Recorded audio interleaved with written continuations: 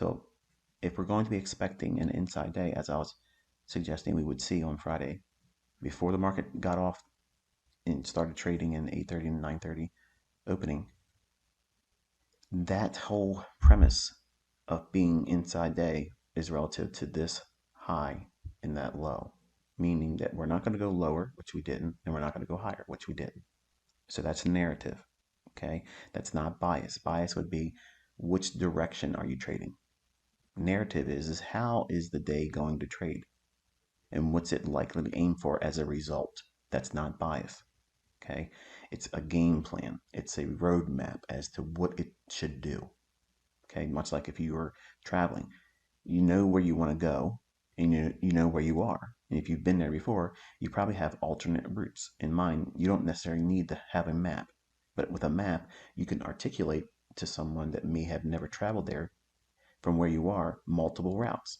Well, that's narrative. You can provide a narrative between point A to point B because you've been there with experience. In the market, there's a narrative that the market will likely drive towards one direction, liquidity higher or lower, based on a procedure, okay, or a list of events that would transpire before it would do that. What would be an example of that? Well, taking out a previous day's low just to run out previous day's high. That's an extreme, but it can happen.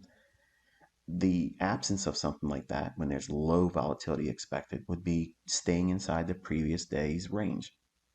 Now, if it's a Monday you're looking at and you're anticipating an inside day, you'd be referring to previous day of Friday, the previous last trading day, because the weekend we can't trade indices. So it's a matter of knowing what you're looking for and how it's likely to deliver in price. That's narrative. That's a little bit complicated, and it's going to take some time with me throughout 2023 to kind of get a feel for what that is.